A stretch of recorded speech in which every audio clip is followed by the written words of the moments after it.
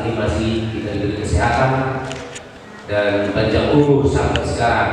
Ini untuk kesempatan ini untuk sosialisasi yang dibawakan oleh Pak Henry Panggabean, yaitu budaya positif.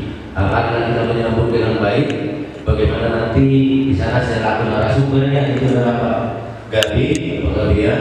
Mudah-mudahan ini bisa bermanfaat bagi kita. Ini budaya positif seperti yang dibilang Ibu Kristina tadi. Kemarin budaya positif, yang mana budaya negatif, itu nanti mungkin akan dipaparkan di sana.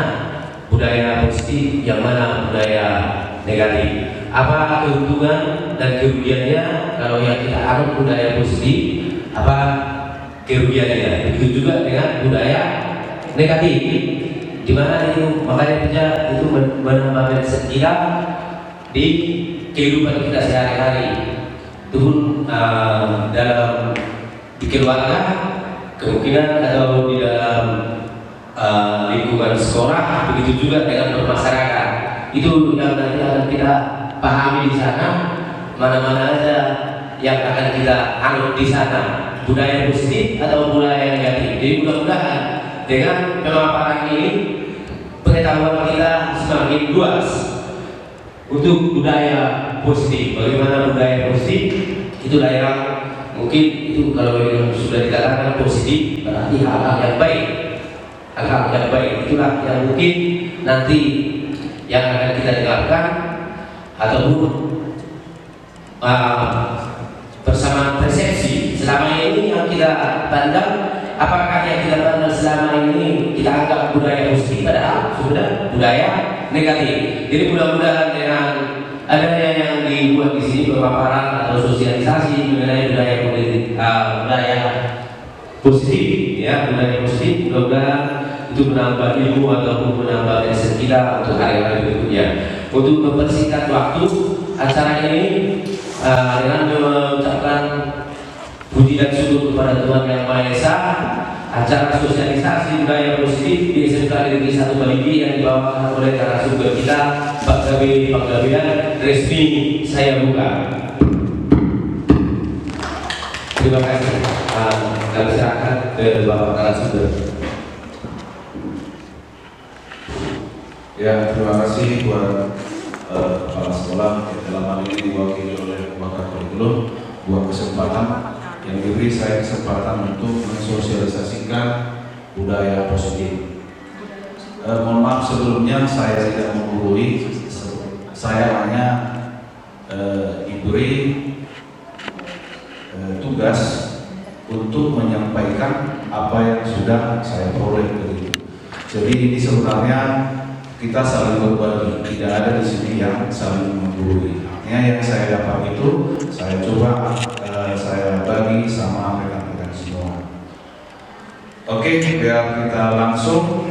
Ya, terima kasih, salam bahagia Horas. Perkenalkan kalau saya masih tetap seperti yang dulu ya, Pak kalian. Nah, pada pagi hari ini kita akan bersama-sama membahas tentang budaya positif. Budaya positif ini sebenarnya sudah pastilah hal-hal yang positif, tapi ada paradigma perubahan di sini yang ada pergeseran. Ini ada sebuah permainan yang saya peroleh juga ini. Permainannya begini, kita disuruh atau kita buatlah apa yang dalam pikiran kita secara konsekuen. Benda yang paling berharga, biasanya ini dalam permainan kami kemarin itu dituliskan. Kita nggak usah tuliskan, coba dalam pikiran kita, tapi konsekuen dan tidak berubah. Saya kasih waktu 5 detik untuk memikirkan apa yang paling berharga. Tidak usah dibilangkan, artinya disimpan dulu. Oke? Nah, sekarang permainannya adalah coba yang disampaikannya begini. Contohnya Ibu Kristina sudah ada dibilangnya yang paling berharga. Di Ibu Samosir juga sudah ada benda yang paling berharga. Sekarang adalah tugas yang pertama. Kita cobalah Ibu Samosir mengambil atau bersedia memberitahu apa yang ada dalam pikiran Ibu Christina yang paling berharga. Gimana lah cara Ibu mengeluarkan apa yang ada dalam pikiran Ibu Christina? Boleh dengan membentak, merayu, membujuk, berbagai cara. Karena Ibu Christina itu punya benda atau sesuatu yang paling berharga dan harus dijaga. Gitu. Jadi tidak sembarangan orang Ibu Christina memberikan benda yang berharga tadi. Coba kita kasih kesempatan. Nanti sebaliknya, jika Ibu Samosir gagal, kita coba nanti Ibu Christina juga bagaimana caranya untuk memperoleh informasi dari Ibu Prianda.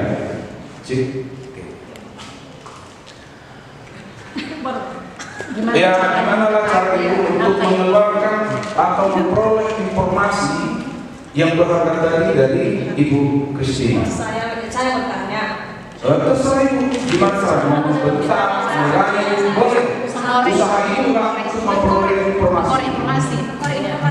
Ayo. Kepo dulu Ibu. Saya akan mencoba membujuknya dan Ya langsung aja. pindahan ditawi dari ini. Asik banget. Halo. Kasih ya.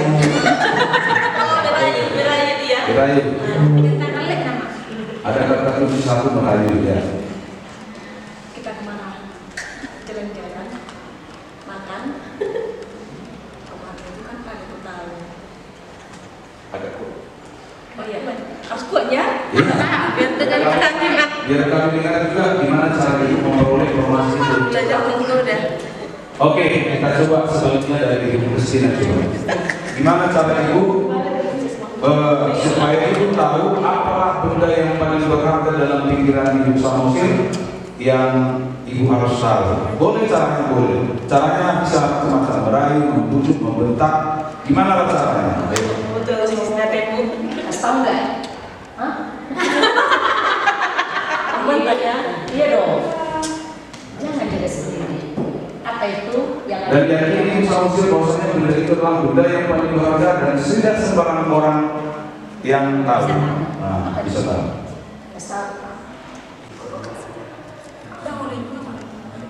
Ya, saya kira saudara oke.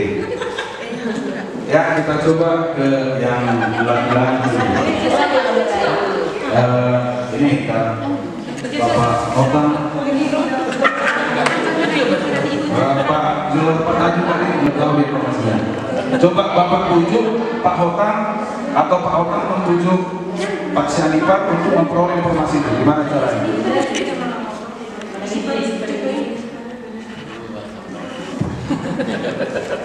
Informasi Iya. Artinya ada sesuatu dalam yang berharga di Pak Sianipar. Gimana lah cara Bapak supaya itu bisa Bapak dapat? karena yang dipikirkan orang dipikirkan nggak sama. Oke, terima kasih. Nah, disinilah yang saya dapatkan posisi kontrol. Bahwasanya itu bisa kita peroleh apabila sama-sama menguntungkan. Kalau yang berharga sama Ibu Christina diraih oleh Ibu Samosir jauh lebih rendah harganya, maka Ibu Christina tidak akan memberitahu. Maka di sini ada konsep menang-menang, sama-sama seri, gitu. Nah, pergeserannya adalah bahwasanya manusia itu tidak bisa mengontrol orang lain. Yang bisa itu adalah kita mengontrol diri kita sendiri. Nah, bagaimana cara mengontrol diri sendiri? Maka ini dibawakan ke budaya positif. Baik, budaya positif sebenarnya itu adalah perwujudan dari nilai-nilai atau keyakinan universal atau kebajikan-kebajikan yang sudah kita pahami, yang diterapkan di sekolah. Budaya positif tidak dapat diciptakan secara instan. Nah, budaya positif bisa terwujud Apabila yang pertama ada disiplin positif, yang kedua motivasi perilaku manusia, ada posisi kontrol, ada keyakinan kelas, yang terakhir adalah segitiga restitusi. Segitiga restitusi ini sangat penting untuk Bapak Ibu yang ada di BK. Segitiga restitusi ini adalah pemecahan masalah siswa. Kita coba mulai dari yang pertama, disiplin positif. Disiplin positif ini adalah pendekatan disiplin yang mengajarkan tanggung jawab terhadap anak didik dan mengembangkan kesadaran diri berdasarkan nilai kebajikan. Nilai kebajikan itu sifatnya positif dan merupakan tujuan mulia yang dicapai setiap individu. Salah satunya nilai-nilai kebajikan yang ingin dicapai itu di kurikulum Merdeka adalah profil belajar Pancasila. Sebenarnya nilai-nilai kebajikan itu banyak, tapi sudah tercover di profil belajar Pancasila. Menurut Ki Hajar Dewantara, disiplin itu di mana ada kemerdekaan, disitulah harus ada disiplin yang kuat. Sungguh pun disiplin itu bersifat pribadi, yaitu kita sendiri yang mewajibkan kita dengan sekeras-kerasnya. Tetapi itu semua tidak cakap melakukan disiplin, wajiblah penguasa lain mendisiplin diri kita. Dan peraturan demikian itulah yang harus ada di dalam suasana yang merdeka. Lalu merdeka itu apa menurut Ki Hajar Dewantara? Merdeka itu artinya tidak hanya terlepas dari perintah, akan tetapi juga cakap buat memerintah diri sendiri. Jadi merdeka itu bukan hanya diri sendiri. Nah, itu kata Ki Hajar Dewantara tentang kata merdeka. Lalu yang kedua tadi tentang budaya positif, motivasi perilaku manusia. Motivasi perilaku manusia menurut si Gosen ini ada 3. Yang pertama untuk menghindari hukuman atau untuk menghindari ketidaknyamanan atau hukuman. Saya juga sering melakukan itu, memang motivasi diri saya. Saya melakukan sesuatu untuk menghindari hukuman. Yang kedua, untuk mendapatkan imbalan atau penghargaan dari orang lain. Ya, kita biasa melakukan sesuatu karena ada imbalan. Yang ketiga, untuk menjadi orang yang mereka inginkan dan menghargai diri sendiri. Artinya motivasi dia melakukan itu karena memang timbul dari dirinya sendiri, tidak ada unsur paksaan. Yang pertama dan yang kedua itu adalah motivasi eksternal, itu yang timbul dari luar dan biasanya ini adalah waktunya singkat gitu. Kalau sudah berganti pimpinannya maka motivasinya sudah lain lagi. Kalau sudah tidak ada lagi imbalannya maka motivasinya sudah bergeser. Sasarannya adalah ini harus menjadi motivasi internal, yaitu motivasi yang ketiga. Jadi sasarannya adalah menimbulkan motivasi internal pada anak didik supaya dia mau melakukan kegiatan sekolah yang timbul dari dirinya sendiri. Ya, selanjutnya motivasi itu dilibatkan dengan hukuman dan penghargaan. Menurut teman-teman, apakah pemberian penghargaan kepada anak didik itu meningkatkan motivasi anak didik untuk belajar? Meningkatkan ya? Setuju?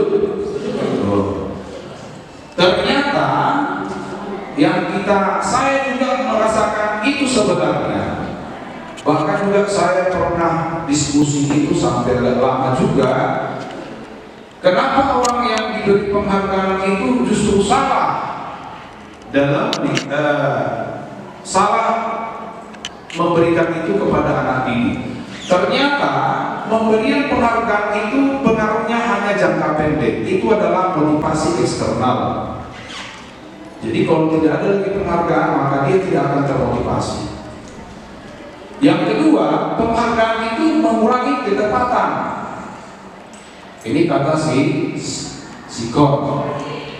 Sikon ya, dari lanjutannya Sikon. Yang ketiga, penghargaan itu tidak efektif. Itu kata Sikon. Yang keempat, penghargaan itu merusak hubungan. Hubungan maksudnya begini. Katakanlah ibu ranking 1 di kelas. Ibu ini ranking 1 dari belakang. Toleran sama ranking 1 juga merusak hubungan. Dan malu gitu. Yang selanjutnya, penghargaan itu menurunkan kualitas. Yang keenam, penghargaan mematikan kreativitas. Dan yang terakhir itu adalah penghargaan itu mendukung. Ya, oke. Nah, ini dia salah satu contoh tindakan hukuman dan konsekuensi. Mencatat 1100 kali di dalam buku. Dalam buku kalimat saya tidak akan terlambat lagi karena terlambat ke sekolah. Apakah ini hukuman atau konsekuensi? Makanya beda hukuman dengan konsekuensi. Biasanya hukuman itu timbul sesaat dia, gitu. Misalkan datang siswa dari Rembang, kebetulan saya di situ, ada juga problem di rumah, timbul sesaat dia hukuman, gitu. Kalau dia konsekuensi sudah disepakati dari awal, sudah diberitahukan kepada anak didik. Kalau kamu terlambat begini ya, risikonya, gitu. Jadi hukuman itu sesaat. Oke. Kita lanjut saja. Yang ketiga adalah posisi kontrol. Budaya positif yang ketiga adalah posisi kontrol. Nah, posisi kontrol ini menurut si dosen ini ada 5. Yang pertama, guru itu bisa sebagai penghukum. Salah-salah sedikit siswa hukum. Yang kedua, pembuat rasa bersalah. Gitu. Misalkan siswa itu melakukan suatu kesalahan, merasa bersalah, janganlah menakal. Nanti saya disalahkan kepala sekolah karena kau nggak bisa kuatur, kata gitu. Yang ketiga sebagai teman, pemantau. Pemantau ini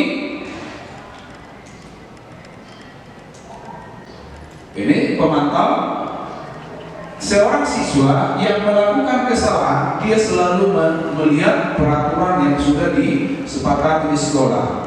Misalkan dia memakai sepatu putih, kau kan sepatu putih, kata peraturan di sekolah kita, kau tidak boleh memakai sepatu putih. Dia selalu fokus pada peraturan. Yang kelima adalah sebagai manajer. Posisi sebagai manajer ini adalah suatu posisi yang memang menghasilkan solusi pada setiap masalah yang dihadapi siswa. Ini adalah sebuah video tentang 5 posisi kontrol dari yang kita bahas tadi.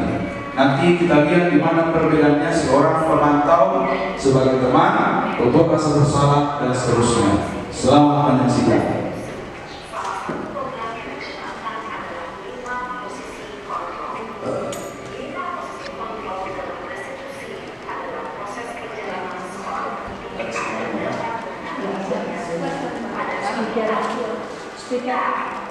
Speaker itu sama.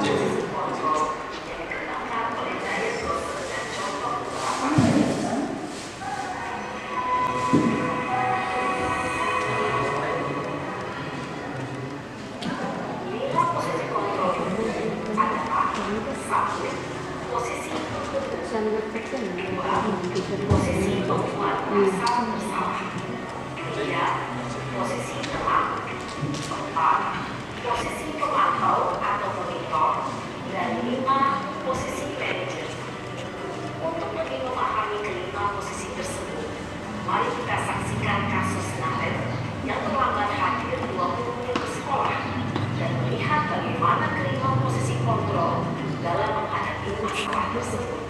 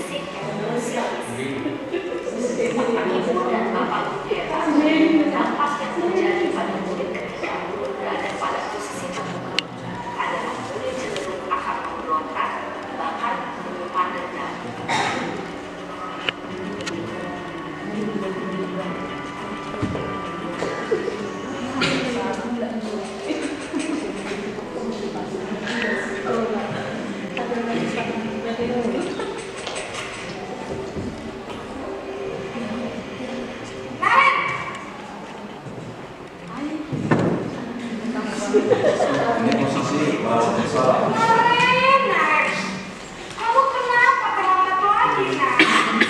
Ya Tuhan, Naren. Kamu senang ya bikin ibu susah ya? Kalau kamu terlambat lagi, nanti ibu yang ditegur bapak kepala sekolah, Nak. Disangka ibu tidak bisa membina kamu. Tuh, gimana ini? Kelas-kelas itu juga konsep pun juga.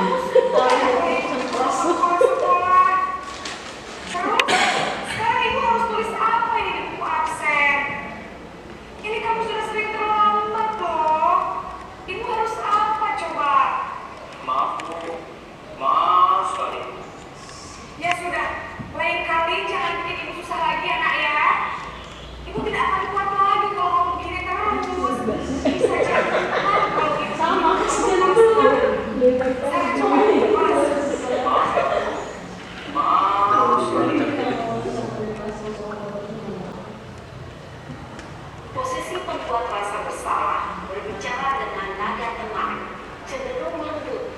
Namun kata-kata yang diutarakan membuat murid merasa menjadi orang yang gagal, memandang buruk dirinya sendiri, merasa tidak berharga, dan tidak saling menghargai orang lain. Ketika ibu mengambil posisi pembuat rasa bersalah, murid akan menganggap dirinya yang bersalah dan ia akan menyimpan emosi negatif tersebut dalam dirinya.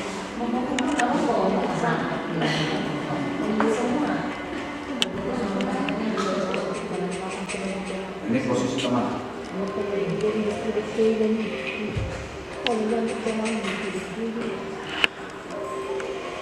Mirip dengan ibu kita juga ya. Teman siapa? Wah, sudah terlambat lagi ya sayang. Ya Bu, habis saya Tapi memang kayak gini deh. Kamu menjalankan itu sekarang. Kamu bukan yang namanya murid kecil. iya Bu, saya memang lambat bangun tadi. Jadi biarpun saya lari kencang, tetap gak kencang Bu. Ya sudah sana. Ini lain kali larinya lebih kenceng lagi ya. Biar gak terlambat lagi. Bikin seneng ibu demi ibu. Bisa kan? Bisa lah Bu. Ya sudah sana masuk kelas. Ibu beresin urusan absen kamu. Kamu ini ada-ada saja. Bicara dengan nada suara ramah, akrab, cenderung bersedar untuk menjaga suasana tetap santai. Akan merasa senang, aman, dan akrab dengan identitas yang tercipta adalah identitas sukses atau berhasil. Namun, ingat, karena ini masih dorongan eksternal, maka ada faktor ketergantungan dari murid kepada orang lain.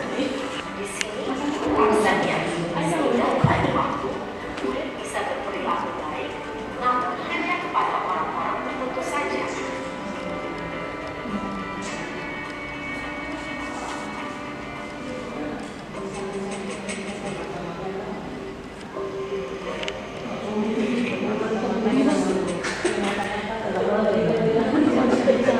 Semangat.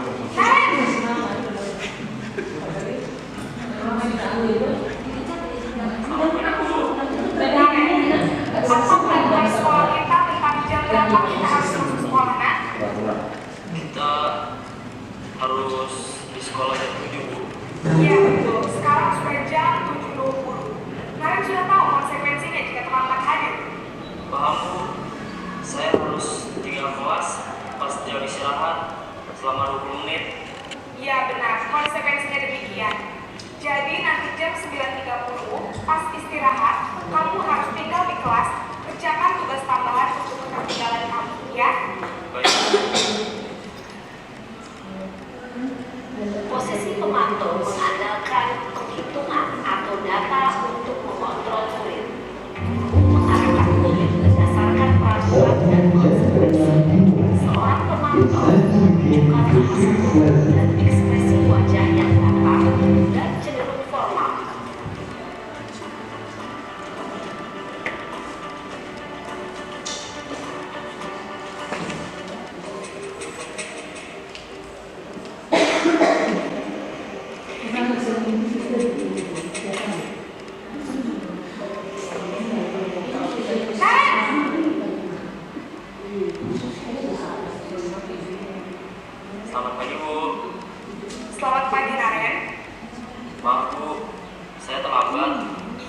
sekolah masuknya jam 7, sekarang sudah jam 7.20. Jadi sekarang bagaimana ini, Naren? Maaf Bu, saya lupa setel alarm saya semalam. Baiklah, menurut kamu, keyakinan sekolah yang mana yang perlu kamu tingkatkan? Menghargai diri sendiri dan orang lain mungkin Bu. Setuju. Jadi, apakah Naren meyakini prinsip saling menghormati tersebut? Iya Bu, saya meyakininya. Apakah Naren bersedia memperbaiki masalah keterlambatan ini? Bersedia Bu. Bagaimana kamu akan memperbaiki masalah keterlambatan ini? Saya akan coba untuk tidak lupa menyetel alarm saya Bu. Baik, kalau Naren lupa menyetel alarm di rumah, ada orang yang kira-kira bisa bantu mengingatkan tidak? Ada Bu, kakak saya, Kak Emma. Ada lagi selain Kak Emma?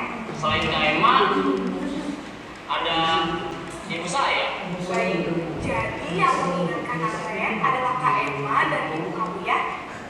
Kira-kira akan mulai setel alarm kapan nih, Naren? Setelah pulang sekolah, akan segera saya lakukan.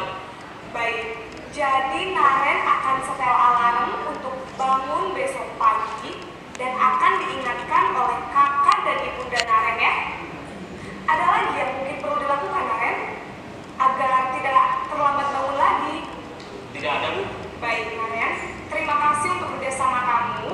Sekarang kamu perlu kembali ke kelas untuk belajar. Baik Bu, terima kasih. Posisi manajer adalah posisi kontrol yang disarankan untuk membimbing murid memiliki sikap disiplin yang positif, yaitu murid yang mandiri, bertanggung jawab, dan dapat memecahkan masalah. Tujuan dari posisi ini adalah agar murid dapat berefleksi atas tindakannya. Guru akan dengan tulus memberikan pertanyaan-pertanyaan bermakna, sehingga membuat murid dapat belajar dari kesalahannya dan mencari sebuah solusi untuk menyelesaikannya. Ibu dan Bapak guru hebat, setelah mengamati adegan kelima posisi kontrol tadi, kira-kira posisi mana yang paling ideal? Posisi mana yang dapat menunjang motivasi intrinsik murid? Ya, tentu posisi manajer. Posisi ini memang posisi ideal yang ingin dituju setiap pendidik. Pada posisi inilah, guru dapat menerapkan disiplin positif dan memihak pada murid yang memerdekakan murid. Perjalanan seorang pendidik tentunya tidak mudah untuk sampai pada posisi seorang manajer. Namun, tujuan kita pasti, yaitu menciptakan murid-murid yang mandiri, merdeka, dan bertanggung jawab. Semoga penggambaran 5 posisi kontrol yang telah diperlihatkan ini dapat menjadi ajang refleksi bagi kita semua, agar dapat terus mengasah dan menerapkan disiplin positif yang memerdekakan murid. Mari terus berlatih dan bersemangat. Selamat menyenangkan. Salam dan bahagia, Ibu dan Bapak guru hebat.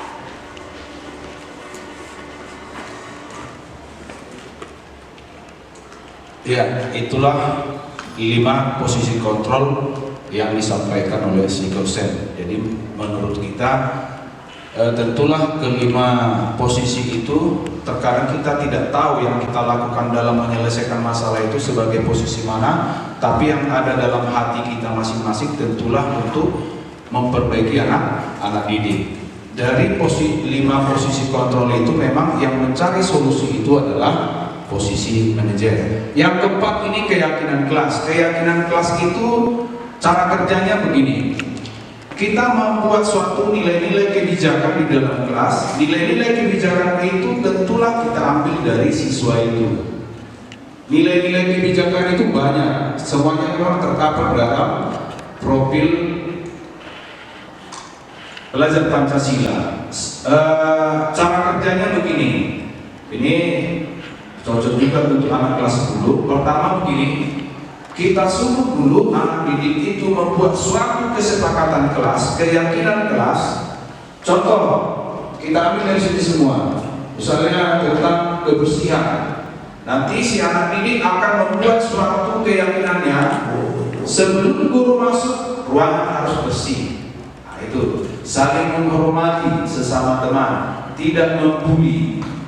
Terus saling toleransi. Semua nilai-nilai kebajikan itu kita terima dari anak didik, nanti bekerja sama dengan wali kelas ditempellah di dinding-dinding itu. Artinya pada saat anak didik tidak katakan tidak atau melanggar dari salah satu keyakinan kelas yang sudah disepakati, maka konsekuensinya juga sudah disepakati di kelas. Salah satu contoh, kalau sudah ada keyakinan kelas itu saling menghormati, tibalah kejadian seorang anak didik diganggu, boleh kita langsung katakan apa keyakinan kelas di sini yang sudah kamu tuliskan, saling menghormati. Berarti kamu tadi tidak lagi menghormati temanmu, konsekuensinya apa? Kira-kira begitu. Jadi keyakinan kelas itu diambil dari nilai-nilai kebajikan. Ini banyak sekali nih. Semua ini sudah terkapal dalam profil pelajar Pancasila. Oke, satu lagi, profil pelajar Pancasila ini bagaimana? Mandiri, bernalar kritis, berkebinekaan global, gotong royong dan kreatif. Yang semuanya ini tadi ini sudah terkapal dalam profil pelajar Pancasila. Oke, salah satu contoh peraturan kelas, selalu kembalikan buku ke tempatnya. Peraturan yang apa beda peraturan kelas dengan keyakinan kelas?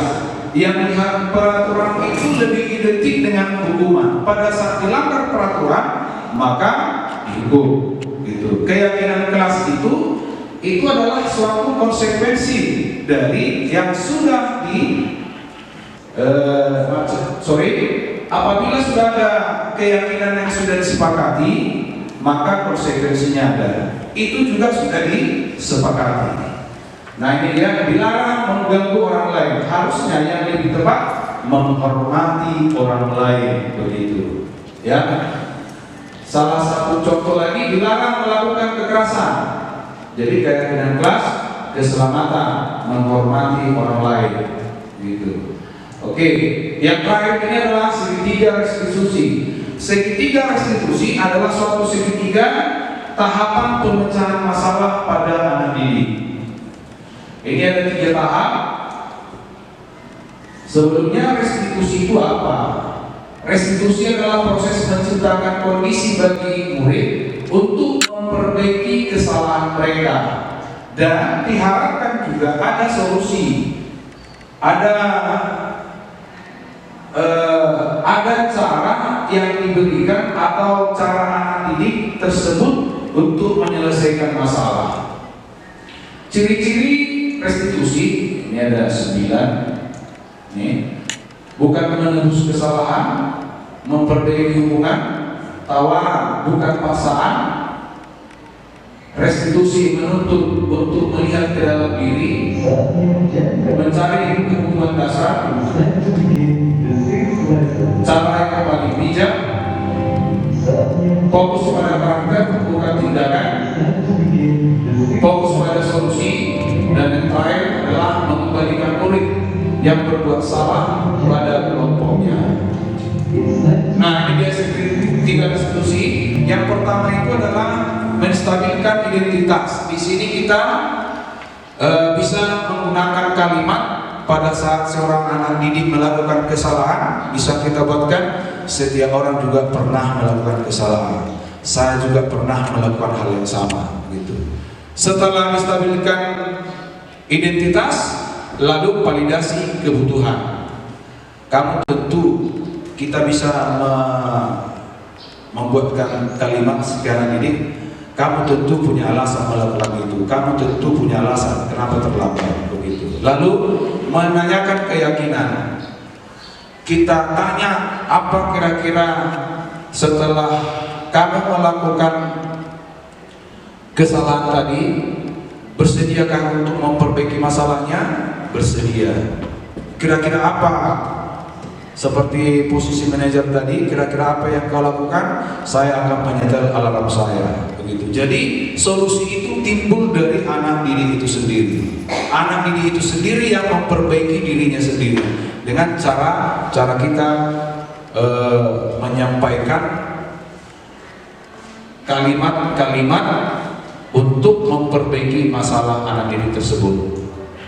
Nah, kita lihat lagi, ini salah satu contoh penerapan kontrol sebagai manajer. Salam dan bahagia, Ibu dan Bapak Guru hebat.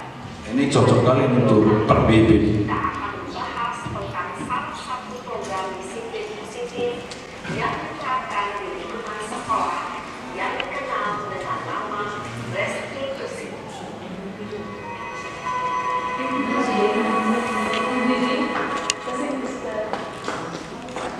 Restitusi diterapkan oleh pakar pendidikan restitusi berlandaskan pada teori kontrol non-intervention. Segitiga restitusi adalah suatu proses dialog yang dijalankan oleh guru atau orang tua agar dapat menghasilkan murid yang mandiri dan bertanggung jawab. Pada saat guru di posisi manajer, aspek yang dikembangkan pada murid adalah motivasi intensif, sehingga penanaman nilai-nilai kebajikan dapat tumbuh dan berkembang menjadi suatu kebiasaan positif yang akhirnya membentuk karakter. Proses dialog ini terdiri dari 3 langkah yang digambarkan pada ketiga sisi pada segitiga restitusi. Sisi pertama adalah menstabilkan identitas. Sisi yang kedua adalah validasi tindakan yang salah. Dan sisi yang ketiga adalah menanyakan keyakinan. Ibu dan Bapak Guru, berikut ini akan ditunjukkan bagaimana seorang guru berada dalam posisi manajer menggunakan penerapan segitiga restitusi.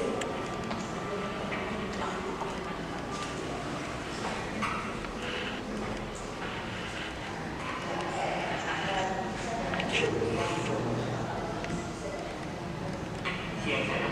Yang Pak, Sudah lama nggak ketemu sana? Kenapa hanya ada di sini? Kesel Pak, kesel banget. Masa aku dikatain tukang fitnah Pak? Ya aku marah lah. Aku balik katain mereka di depan kelas. Kesel banget. Oh begitu. Ya pasti kamu marah dan kesal. Bapak juga akan marah apabila ada yang menuduh Bapak seperti itu. Kemudian pada saat itu kamu mau melakukan apa? Ya saya langsung ngatain Eka lah Pak. Kesel banget. Saya bentak-bentak dia di depan teman-teman lain. Oh begitu. Pasti kamu melakukan seperti itu karena suatu alasan tertentu kan? Iyalah, masa saya diam saja Pak. Ya saya bela diri lah. Masa saya dituduh tukang fitnah? Ya wajar lah. Mempertahankan harga diri itu sesuatu yang penting buat kamu. Untung kamu tidak bertindak lebih gegabah lagi. Hanya mengentak-entak. Iya Pak. Untung saya masih bersabar dan hanya melakukan saja. Sudah gemes padahal.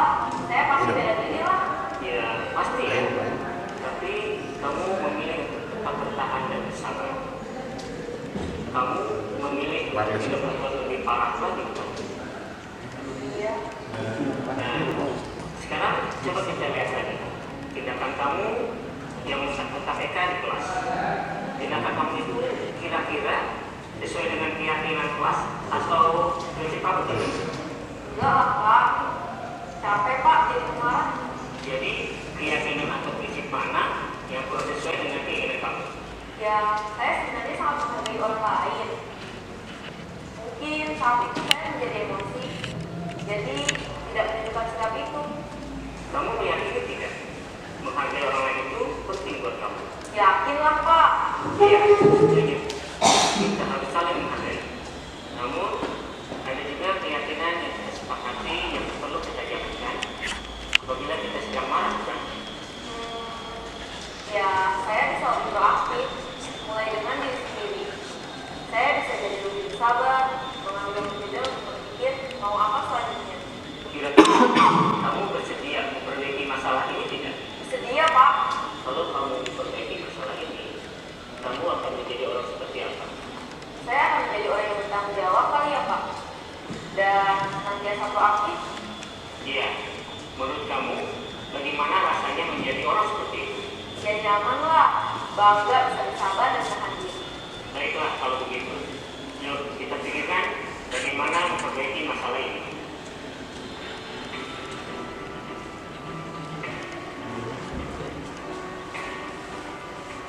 Ibu dan Bapak Guru hebat,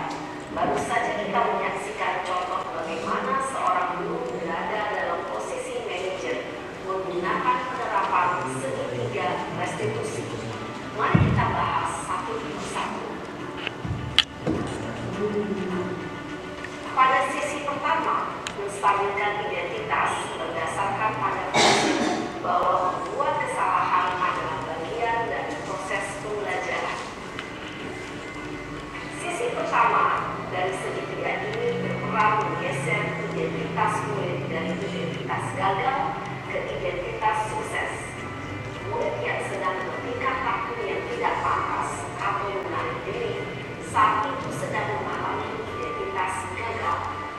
Bila kita mengkritiknya, maka posisinya tidak akan berubah. Kita bisa mengajukan pernyataan-pernyataan ini. 1. Membuat kesalahan sesuatu yang wajar. 2. Manusia tidak ada yang sempurna. 3. Kita bisa memperbaiki masalah. 4. Saya tidak menanyakan kesalahannya. Saya lebih fokus bagaimana memperbaiki masalah ini. 5. Apakah saat ini kamu tengah menjadi orang yang baik untuk dirimu sendiri? Pada sisi kedua, validasi tindakan yang salah berlandaskan pada prinsip bahwa setiap perilaku berupaya memenuhi suatu kebutuhan tertentu.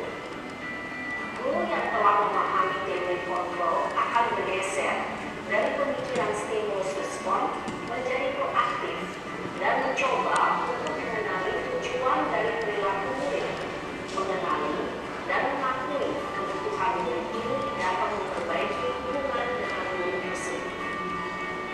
Pernyataan atau pertanyaan bisa disampaikan dengan nada suara tidak menghakimi atau memojokkan, sehingga dapat mengembalikan murid pada posisi positif. 1. Kamu bisa saja bertindak lebih gegabah dari ini. 2. Kamu bukan melakukannya tanpa suatu alasan tertentu.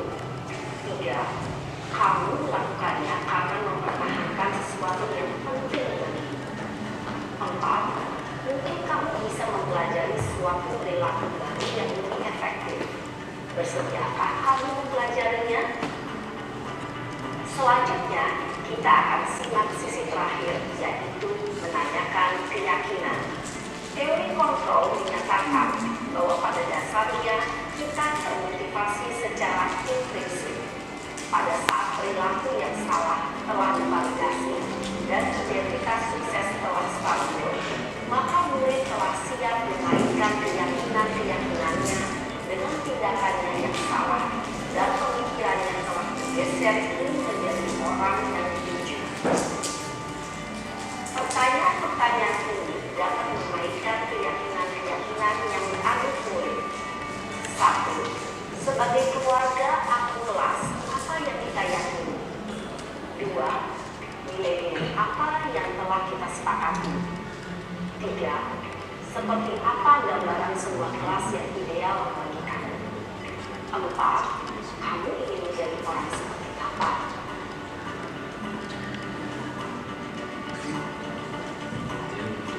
Dalam menerapkan segitiga restitusi, perlu diperhatikan beberapa hal, yaitu 1. Perilaku yang salah perlu dikaitkan dengan nilai-nilai atau keyakinan-keyakinan yang telah disepakati atau dituju. 2. Kesediaan orang yang melakukan kesalahan untuk memperbaiki masalah. 3. Pemecahan masalah sebisa mungkin relevan atau memiliki hubungan dengan masalah yang ada. 4. Usaha. Perlu adanya suatu usaha perbaikan dari pihak yang membuat kesalahan. 5. Waktu. Perlu didedikasikan waktu dari pihak yang membuat kesalahan. Tanyakan kapan akan mulai melakukan usaha untuk memperbaiki masalah. Dengan memahami siklus penerapan segitiga restitusi, diharapkan guru dapat menerapkan posisinya sebagai manajer dengan mengajukan pertanyaan-pertanyaan bermakna yang dapat membuat murid menjadi lebih percaya diri, bertanggung jawab, dan mandiri. Nah, Ibu Bapak Guru perlu tidaknya mengikuti ketiga tahapan dalam segitiga restitusi, bergantung pada ringan beratnya suatu permasalahan. Misalnya, bila permasalahan tersebut ringan, maka tidak perlu dijalankan secara berurutan, bahkan bisa segera menanyakan apa keyakinan yang kita sepakati. Dengan menjalankan segitiga restitusi,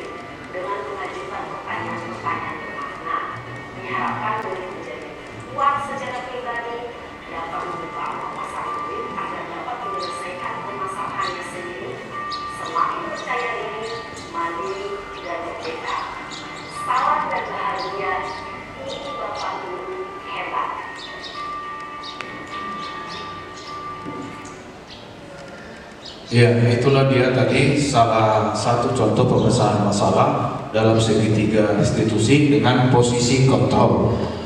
Oke, memang tadi tahapan segitiga restitusi itu bisa dilakukan tergantung tingkat beratnya masalah anak didik. Tahapan itu boleh langsung ke menanyakan keyakinan kalau permasalahan anak didik itu masih ringan, gitu ya. Oke, ini dia budaya positif. Budaya positif ada 5 tadi yang mesti kita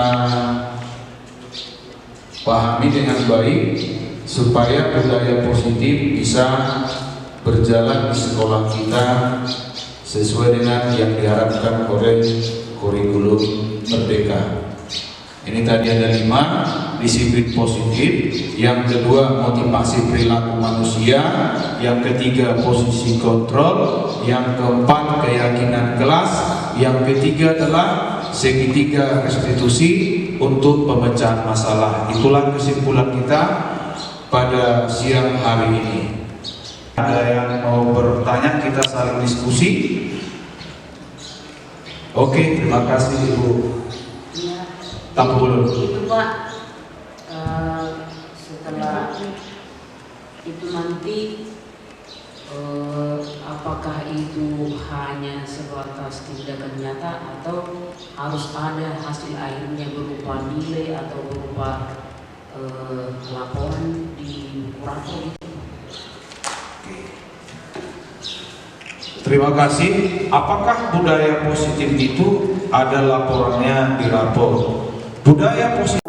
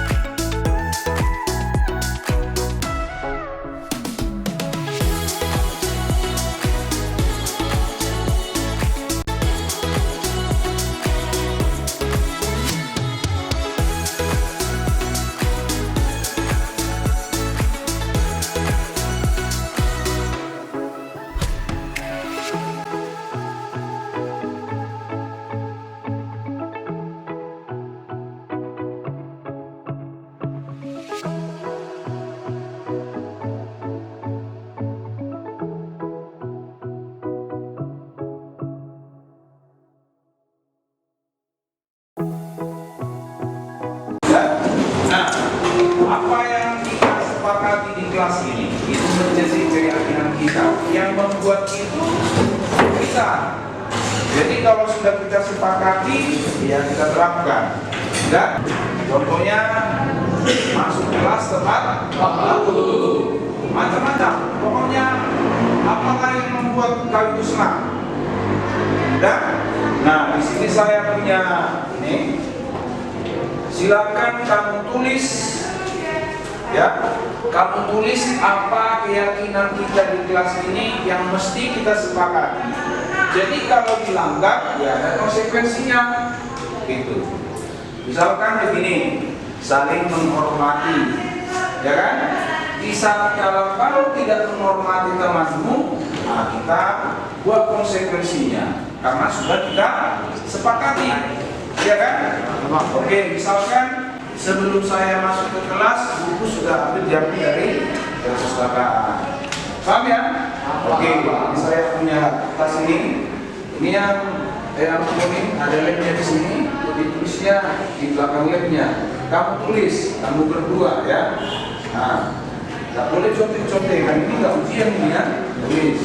Apa menjadi kesepakatan kita supaya nanti pembelajaran matematika hari berikutnya bisa berjalan dengan baik. Oke, silakan. Kali ini kita maafkan dulu, ya. Kita buat kesepakatannya dulu. Terserah apa yang mau kita sepakati, itulah yang kita jalankan untuk pertemuan berikutnya. Oke, silakan kamu tulis apa yang membuat kamu senang. Coba berikan dulu. Ini silakan.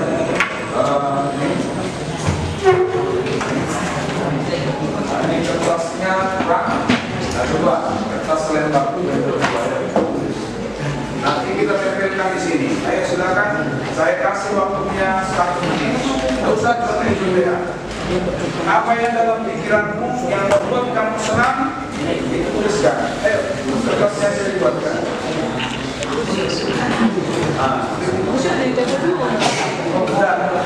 Satu lembar aja dua. Ayo, ya. Contohnya begini, kita sepakati sebelum gurunya masuk menghapus spidolnya sudah lengkap. Nah, itu kesepakatan kita, ya. Saling menghormati sebelum gurunya masuk, ruangan sudah bersih, gitu. Apa yang membuat kamu senang, yang membuat kamu bahagia, silakan kamu tulis di situ. Saling menghormati, gitu. Kalau gurunya tidak ada, kami akan melapor ke piket. Itu kesempatan kita lah. Yang sudah boleh ditempel di sini. Ayo silakan. Nanti kita baca sama-sama. Silakan. Sudah tempel kemarin. Ayo. Apa kalau sudah langsung tempel. Ayo. Oke. Siapa lagi? Tempel di sini. Ya. Oke. Baik. Bapak.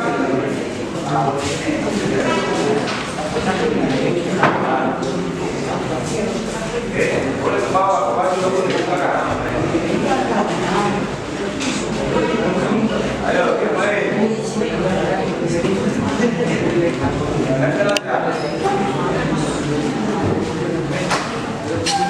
Ya. Ayo. Ya. Boleh.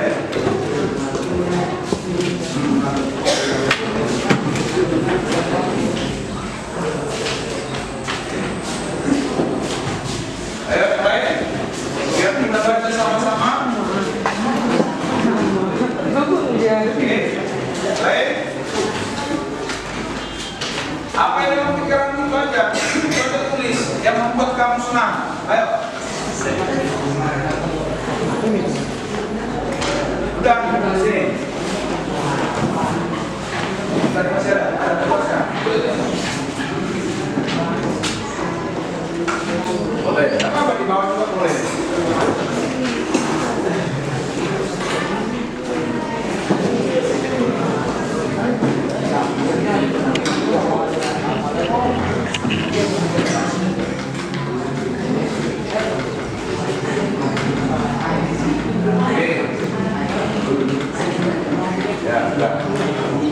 Nah, boleh. Terus, ayo biar sama-sama kita baca, ayo. Siapa di sini sekretaris yang sudah ditunjuk? Hah? Oke, kita tunjuk nanti satu orang untuk menyalin ya.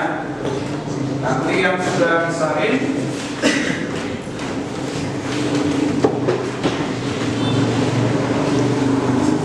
oke, ada lagi sudah? Dari sini semua? Nah, itu kelas semua tunjuk. Apa kelas ya?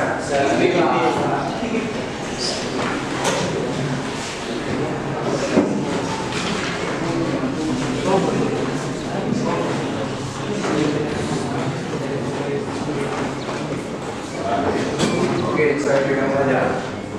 Ini nanti jadi. Oke, saya panggil ketua kelas. Silakan dibacakan dulu apa yang sudah kita sepakati. Ayo, mana ketua kelas? Baca pertemuan ya. Oh, ini yang di kertas saja nih, biar lebih gampang.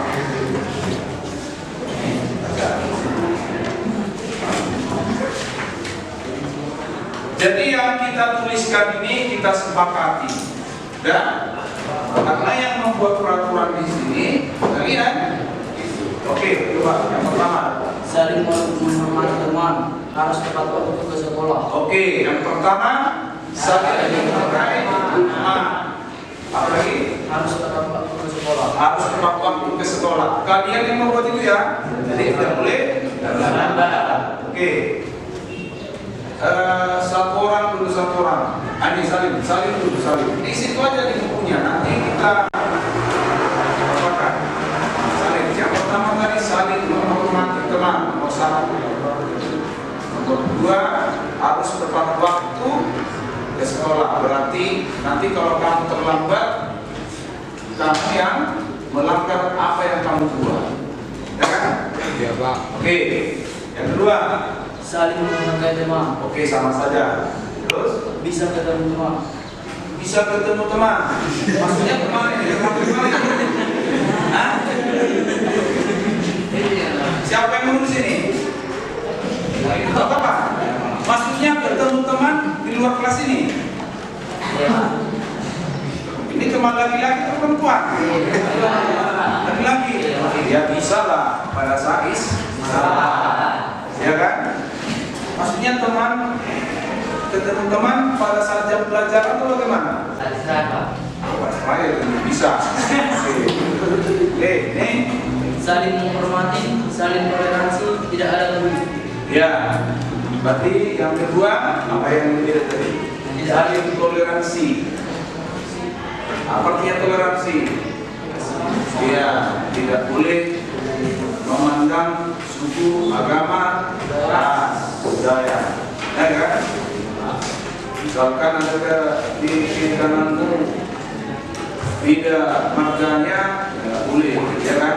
Harus saling toleransi. Kita semua sama. Oke, yang kedua.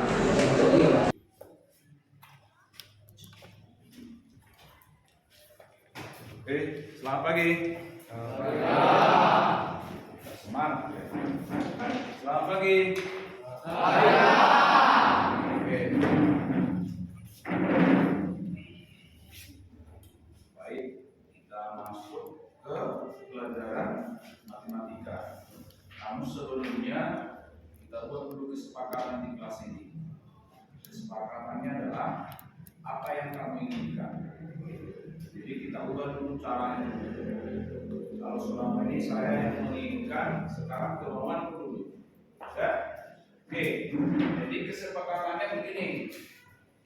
Coba kamu tuliskan dalam selembar kertas. Satu lembar aja per meja. Ya, 3 orang kan. Tulis dulu di situ kesepakatan kita di kelas. Artinya apalah yang kamu inginkan di kelas ini. Itu. Ya, coba kamu tuliskan. Jadi nanti pada saat kita belajar mata pelajaran yang lain pun tidak enak, karena memang yang kita sepakati itu kemauanmu. Gitu. Ya, coba yang dibuat di situ adalah nilai-nilai kebajikan. Contoh, kami contohnya saling menghormati. Nilai-nilai kebajikan yang kami inginkan itu disebutkan di sini. Ayo, saya kasih waktu 1 menit. Tidak usah contek-contekan. Artinya apa yang ada dalam pikiranmu itu kau tuliskan. Silakan. Ya, 1 menit ya.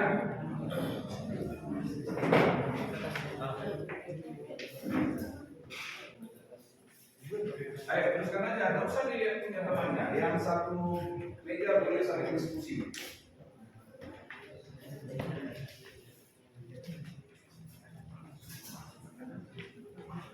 Supaya nanti pelajaran selanjutnya kita sudah sama-sama enak karena memang itu yang ada dalam pikiranmu gitu.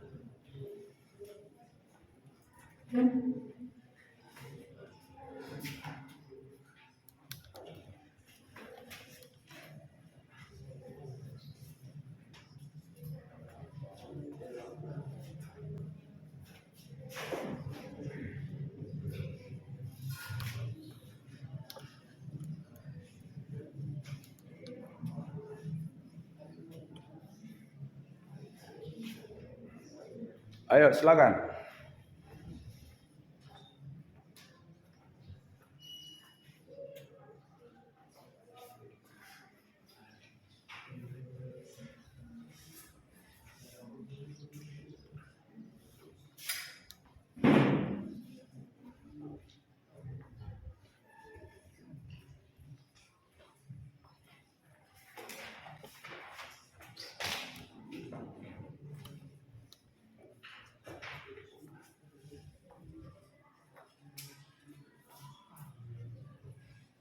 Sudah?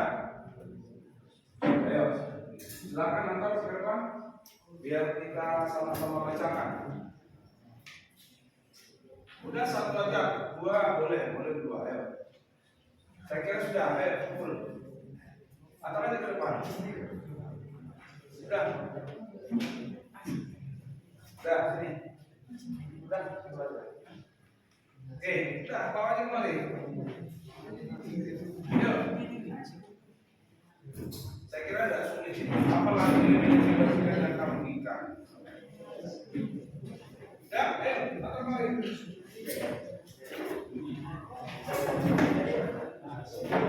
Ya. Oke, 1, 2, 3,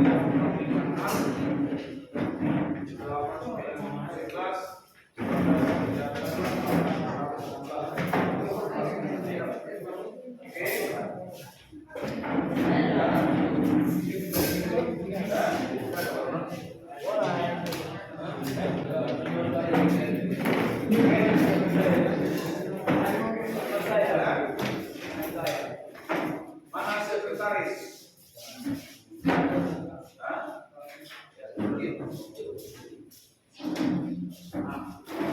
Mana sekretaris? Atau 1 orang lah. Mana kedua? Nah, di sini kamu baca ya. Kamu baca ini. Inilah yang kita sepakati nanti. Ya, ayo di sini. Kamu baca. 1 orang menulis. Nanti saya bantu nanti apa yang kamu tuliskan. Sudah silakan kamu tulis. Ambil aja temannya. Oke, kalau sudah kamu baca,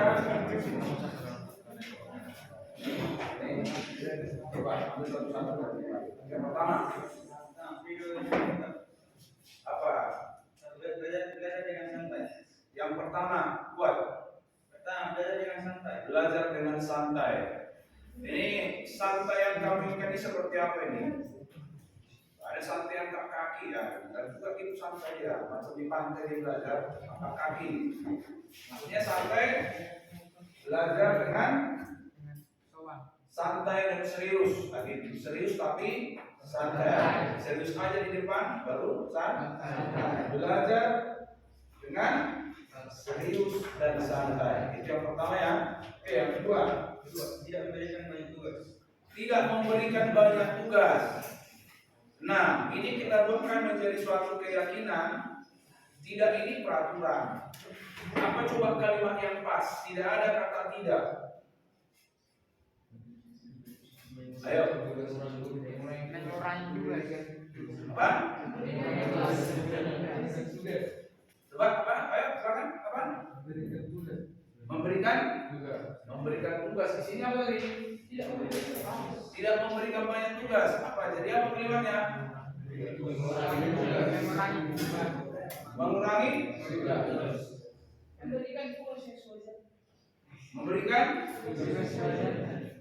memberikan tugas yang sewajarnya.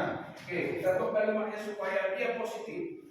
Memberikan tugas yang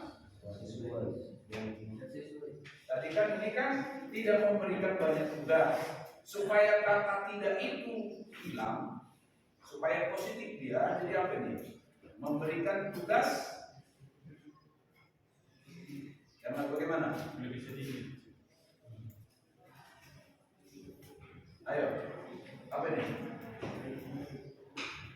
Memberikan tugas yang sedikit gitu. Ini kan tidak memberikan banyak tugas. Berarti yang diinginkan apa? Tidak banyak tugas kan gitu.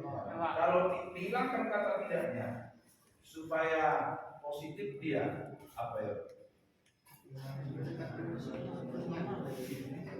Mengurangi tugas di rumah gitu. Oke, silakan mengurangi tugas di rumah. Selama ini berapa skor rupanya? 5 soal. Berarti bisa jadi 3 atau 1 saja ya. 1 aja ya. Bisa 1. Oke. Kalau 1 berarti 1 pekerjaan rumah berarti harus dikerjakan. Ingat ya? Semangat ya? Oke, enggak apa-apa. Oke, lanjut.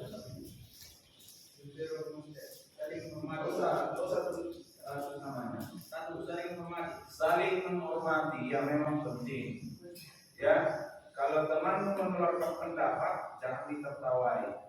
Nah, itu saling menghormati. Ya, tulis saling menghormati. Kedua, jangan iya. Nah, itu kalau membawa orang tua SD melapor dia. Kenapa kau dibilangin nama bapakku katanya? Ya kan? Jangan lagi gitu. Berarti itu apa? Masuk saling menghormati. Ya kan? Tidak usah orang tua. Oke. Berarti belum tambah, masih itu ya, masih 2 ya. Terus harus belajar dengan baik dan saling mengingatkan. Saling apa? Ini harus belajar dengan baik. Nah, ini kau yang menulis ini berarti lakukan belajar dengan baik, belajar dengan sungguh-sungguh. Oke, tuliskan. Belajar sungguh-sungguh. Oke. Yang selanjutnya belajar dengan santai. Belajar dengan santai. Sudah tadi ya? Oke. Terus kedua, diam saat waktu belajar. Saya kira diam pada saat waktu belajar bisa bagus juga. Kalau ditanya dia diam terus.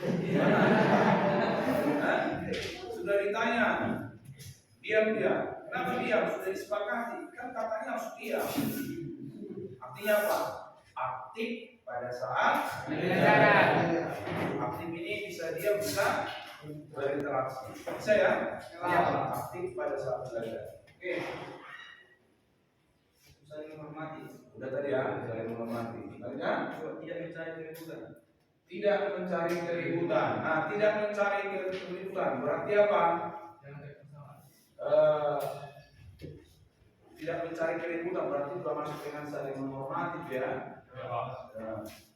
Saling menghormati, saling menghargai, gitu ya. Kalau tidak menghormati berarti ribut ini. Oke, lanjut. Tidak menghormati guru. Menghormati guru. Ya, sudah saling menghormati. Tuliskan di tadi. Menghormati guru. Oke, lanjut. 1. Saling menghargai sama teman. Saling menghargai, sudah. 2. Tidak membuat kericuan dalam kelas. Tidak membuat kericuan, sudah. Ini yang berbalik.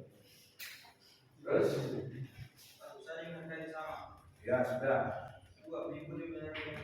Mengikuti pembelajaran dengan baik. Ya, teruskan. Sudah di situ. Apa itu? Apa ini? Sudah, mengikuti pembelajaran dengan baik. Lanjut, tuliskan nomor 7. Oke. Lanjut. Saling bersalaman. Ini pada saat apa? Saling bersalaman di awal pagi kah? Atau setiap guru yang bergantian guru? Awal pagi. Ya. Kita ada masuk les pertama. Tidak. Berarti dilakukan nanti pada saat les pertama ya. Oke. Mengungkapkan isi hati pada saat ditanya guru. Inilah, udah pasti ya. Gimana isi hati gimana ini? Mengungkapkan isi hati. Ya, artinya kalau ditanya guru harus jawab. Ya, berarti tadi apa? Aktif. Oke. Lanjut. Saling menghormati. Sudah tadi. Belajar dengan santai. Belajar dengan santai sudah tadi. Satu, saling menghargai. Sudah. Dua, berbuat baik. Berbuat baik. Berbuat baik ini gimana yang maksudnya? Saling menolong. Terus? Tiga, saling menolong. Saling menolong. Artinya apa? Bekerja sama, ya kan? Bekerja sama ini harus dipilah juga. Pada saat ujian boleh kerja sama? Ya. Boleh. Berarti harus dibatasi, ya kan? Bekerja sama. Apa itu contohnya? Bekerja sama membersihkan ruangan. Oke, tulis bekerja sama membersihkan ruangan. Oke, ruangan kelas. Lanjut, Pak. Saling percaya. Saling percaya. Saling percaya ini bagaimana maksudnya ini? Kalau dalam belajar, kira-kira seperti apa ini? Seperti apa ini apa? Maksud dari saling percaya. Seperti apa?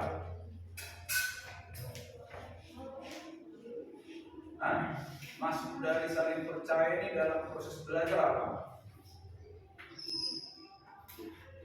Berarti di sini tidak boleh apa? Tidak boleh saling curiga, berarti percaya itu ya. Berarti kalau didiamkan tasnya di sini tidak boleh ada yang kehilangan, ya kan? Saling percaya berarti tidak boleh lagi ada sini kehilangan. Oke, lanjut. Saling berbagi. Berbagi ini pun ada batasnya. Kalau misalkan hari ini kamu tidak bawa pulpen, ada pulpennya dibagi. Besok juga begitu ya, kita akan mau, ya kan? Ada juga batasnya. Kecuali dalam kondisi yang mendesak, ya memang harus saling berbagi, saling tolong menolong.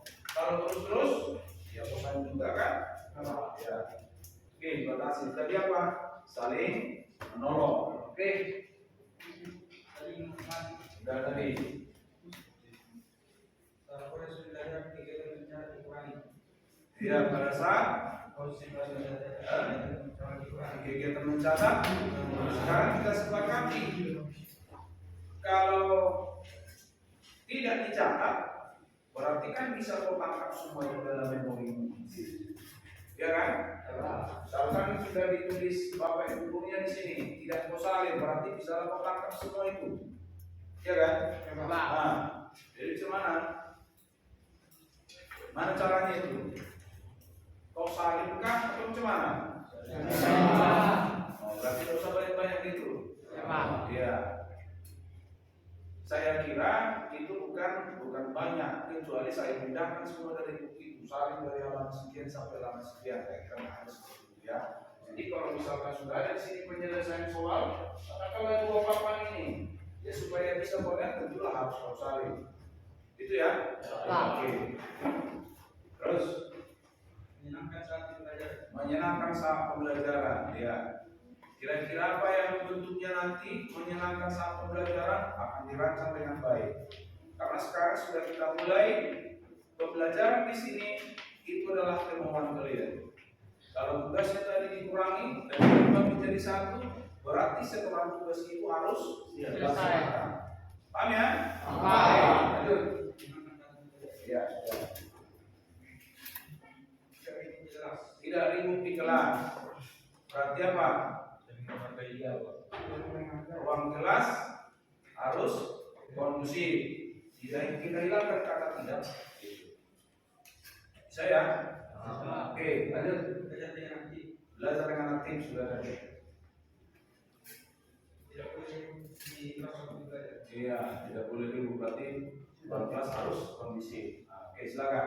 Nah, itulah keyakinan yang positif yang kita buatkan. Kalau misalkan begini, biar bisa kamu bedakan nanti mana dia peraturan, mana keyakinan. Misalkan kalau kamu pakai sepeda motor, disuruh pakai helm, untuk apa itu surat? Keselamatan, nih. Supaya tidak polisi. Beda tidak itu supaya kamu selamat, supaya tidak ditangkap polisi. Beda. Sama supaya tidak ditangkap polisi itu peraturan. Gitu. Ini supaya selamat, ini keyakinan, itu bedanya. Kan? Kau lakukan, kamu lakukan, tidak kau melakukan memakai helm, dia motivasinya supaya saya selamat. Motivasi dia supaya tidak ditangkap polisi. Ini peraturan, ini keyakinan. Di situ bedanya. Makanya tadi apa? Kita hilangkan kata tidak jadi. Bisa ya? Oke. Nah, saya kira di sini masih banyak yang perlu kita buatkan. Yang pertama, coba baca ulang dulu yang sudah dimulai pertama. Di sini coba. Dengarkan baik-baik. Ini dari kami nih. Silakan. Belajar dengan santai. Kuat. Belajar dengan santai. Nah, Mengurangi bukan tadi belajar serius tapi santai. Tambahkan kalimatnya. mengurangi tugas di rumah. Mengurangi tugas di rumah. Oke, nah. Saling menghormati. Oke. Belajar dengan sungguh-sungguh. Belajar dengan sungguh-sungguh ya. Aktif pada saat belajar. Aktif saat belajar ya. Menghormati guru. Menghormati guru ya. Mengikuti pembelajaran dengan baik. Mengikuti pembelajaran dengan baik ya. Bekerja sama membersihkan ruangan kelas. Bekerjasama membersihkan ruang kelas ya. Saling percaya. Saling percaya. Saling menolong. Saling menolong. Menyenangkan saat belajar. Menyenangkan saat pembelajaran. Itu aja. Oke, sekarang kita tambahin. Kita sepakati sebelum gurunya masuk, bukunya sudah dia mulai terus ya. Jadi apa kita buat kalimatnya? Menyediakan buku sebelum datang. Ya, kita tuliskan. Sepakat ya? Oke, yang selanjutnya spidol dengan penghapus harus disediakan di ruangan kelas, tidak lagi cari sana cari sini. Terus apa lagi?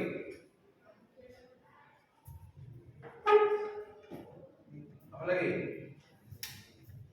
Ruangan harus bersih. Terus ini taman kelas harus supaya sama tidak dua opsi dia. Taman kelas dengan ruangan harus bersih. Berarti sebelum gurunya masuk pagi-pagi sampai di situ sudah langsung siap di situ. Ya. Udah? Terus selanjutnya menata ruangan dengan rapi, berarti harus lurus-lurus gitu. Bisa? Jangan ragu. Misalkan ini kalau untuk besok kalau ini bisa dipindahkan aja. Ya. Pokoknya gimana supaya ruangan ini tertata dengan rapi.